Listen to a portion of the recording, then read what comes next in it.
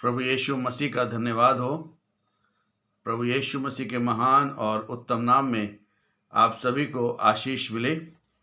आज का मेरा जो टॉपिक है वो है मत्ती की इंजील, उसका 5 अध्याय और उसका 5 पद, मैथ्यू चैप्टर 5 वर्स 5। और वहाँ पर लिखा हुआ है, धन्य हैं जो नम्र हैं क्योंकि वे पृथ्वी के अधिकारी होंगे। नम्रता जो है आने के लिए जरूर है कि हमें प्रभु यीशु मसीह को जानना होगा और प्रभु यीशु मसीह को उद्धारकर्ता के रूप में अपने जीवन में देखना होगा। मगर उसके साथ साथ जब हम आत्माओं को जीतेंगे, आत्माओं को जीतने से मेरा मतलब है लोगों को प्रभु यीशु मसीह में लाएंगे, तो हम नम्रता में और अधिक आगे बढ़ जाते हैं।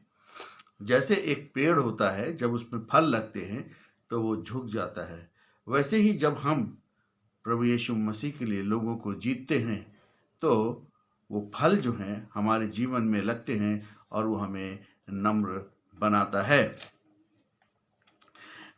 पृथ्वी के अधिकारी होंगे, इसका मतलब है कि हम अनंत जीवन में प्रभु यीशु मसीह के साथ हमेशा के लिए प्रवेश करेंगे। नम्रता जो है वो हमें प्रभु यीशु मसीह के निकट लाती है। नम्रता से हम प्रतिदिन, अगर हमको कुछ गलती होती है तो हमें आत्मसमर्पण करने में सहायता मिलती है और हमें यीशु मसीह की इच्छा पर चलना है। नम्रता हमें संतुष्ट और शांत बनाती है। हमारे संबंध जो हैं लोगों के साथ अच्छे होते हैं, हम आदर करते हैं हम लोगों का, और अंदर जो है हमारे शांति होती है। ईगो नहीं चाहिए। अगर हमारे अंदर ईगो होगा तो इसका मतलब हमारे अंदर नम्रता नहीं है और आज्ञाकारिता में चलना बहुत जरूरी है। मनुष्य स्वयं अनंत जीवन नहीं प्राप्त कर सकता है, क्योंकि उसके लिए हमें प्रभु यीशु मसीह की जरूरत होगी, क्योंकि प्रभु यीशु मसीह पर विश्वास करना बहुत जरूरी है। नम्र का मतलब निर्बल या दबे हुए नहीं। बहुत से लोग सोचते हैं कि मसीह लोग नम्र हैं इसलिए दबे हुए हैं। ऐसा नहीं है। हम दबे हुए नहीं हैं बल्कि अनुशासित हैं। हम अनुशासन में चलना जानते हैं। नम्रता यीशु मसीह का वरदान है और नए जन्म का एक परिणाम है। यहीं से नम्रता की शुरुआत हो जाती है। मूसा नम्र था, पौलुस नम्र था, और वो सब जो है आत्माओं को जीतते थे। परमेश्वर घमंडियों का विरोध करता है पर दीन लोगों पर अनुग्रह करता है। याकूब 4 और उसका 6। जीवन को बदलना बहुत जरूरी है और वो यीशु मसीह के साथ संभव है। और उसके बाद जो है हमें घमंड करने की आवश्यकता बिल्कुल नहीं है। दूसरे लोगों को प्रेम से बातचीत करनी है और जो लोग विरोध करते हैं उनको हमें बुरा भला कहने की आवश्यकता नहीं है। नम्रता का अर्थ है सज्जनता। निम्न कोटि की पत्रिकाओं को ना पढ़ें। आजकल टीवी में ऐसे सीरियल आते हैं जो कि सास बहू से भिड़ जाती है और बहू सास से भिड़ जाती है। कैसे किसको गिराएं, कैसे किसको चलाएं, ये सारी चीज़ें जो है टीवी सीरियल्स में आती हैं। इसलिए जो लोग टीवी सीरियल्स देखते हैं उसको बंद कर दीजिए। मोबाइल और इंटरनेट एक अच्छी चीज़ है, मगर उस पर गलत चीज़ों को, गलत कंटेंट को हमें नहीं देखना है। अच्छी बातों को देखें तो आपका ज्ञान भी बढ़ेगा। तेल का चढ़ावा या बछड़ों की बलि परमेश्वर को नहीं चाहिए थी। मीका उसका 6 और 6 पद में कहता है कि अपने परमेश्वर के साथ नम्रता से चलें, यानी कि आज्ञाकारिता में परिवर्तन होता है। दूसरी बात जो है वो नम्रता में समर्पण की जरूरत है। जीवन की उलझन में स्वयं नहीं लड़ना, मगर परमेश्वर हमारे लिए लड़ता है। व्यवस्था 20 और उसके 4 पद में परमेश्वर तुम्हारे साथ है और वे तुम्हारे लिए लड़ेगा। परमेश्वर की उपस्थिति और परमेश्वर की रक्षा हमारे जीवन में हमेशा बनी रहे। विश्वास, निर्भरता, आज्ञा पालन, आत्मविश्वास, भरोसा हमारे आगे आगे जाने वाला परमेश्वर है। वो हमें आगे ले जाता है ताकि हम आशीषों के साथ आगे बढ़ सकें। तीसरी बात है, नम्रता में आज्ञाकारिता होती है।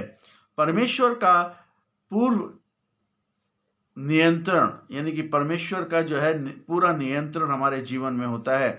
और हमें अपने क्रोधी स्वभाव को दूर करना है, घमंड को दूर करना है, जीभ का नियंत्रण करना है, शब्दों का नियंत्रण करना है। और जब तक हम अपनी जीभ को नियंत्रण में नहीं लाएंगे तब तक नम्रता में आगे नहीं बढ़ पाएंगे।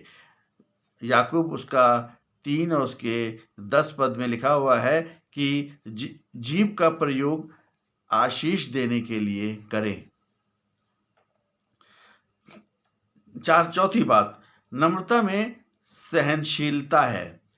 इफिसियों 4 और उसके 2 पद में लिखा हुआ है कि अर्थात संपूर्ण दीनता और नम्रता तथा धीरज को साथ प्रेम से एक दूसरे के प्रति सहनशीलता प्रकट करो। यानी कि नम्रता हम लोग रखें, कोमलता रखें। एक दूसरे से जब हम बात करते हैं तो अच्छी तरीके से बात करें, चाहे वो बड़ा हो, चाहे वो छोटा हो, चाहे वो बच्चा हो, सबके साथ सहनशीलता रखें, प्रेम रखें और एक दूसरे के प्रति नम्र और विनम्र बने। प्रयास करें कि एक दूसरे की ज़रूरत को समझें और एकता, मेल और प्रभु यीशु मसीह के प्रेम को उनके जीवनों में और अपने जीवनों में प्रकट करें। 5वीं बात जो है वो नम्रता में धैर्य होता है। पवित्र आत्मा का जो गुण है वो हमारे जीवनों में बना रहे, क्योंकि जो पवित्र आत्मा के जो 9 गुण हैं उसमें से एक नम्रता है और वो हमारे जीवन में बना रहना चाहिए। मत्ती 11 और उसके 29 और 30 पद में लिखा हुआ है कि मेरा जुआ अपने ऊपर उठा लो और मुझसे सीखो, क्योंकि मैं नम्र हूँ और मन में दीन हूँ, और तुम अपने मन में विश्राम पाओगे, क्योंकि मेरा जुआ सहज और मेरा बोझ हल्का है। नम्रता, दीनता, विश्राम करें, प्रभु यीशु मसीह में शांति पाएं। जुए का अर्थ है कि उसकी आज्ञा का पालन करना और शिक्षा का जो है उसकी शिक्षा का पालन करना, यीशु मसीह से सीखना, साथ रहना और शांति पाना और उसके साथ अच्छा संबंध बना के रखना। पवित्र आत्मा के जो गुण हैं, जो कि गलतियों 5 उसके 22 और 23 पद में पाया जाता है, हम देखते हैं कि इसमें नम्रता भी एक गुण है। विश्वासियों का जीवन, उनका पालन, विनम्रता और आत्मसमर्पण, ये सब जो है पवित्र आत्मा के गुणों को दर्शाता है। मैंने आपको जिससे पहले भी बताया था कि पवित्र आत्मा का फल एक है और उसके 9 गुण हैं।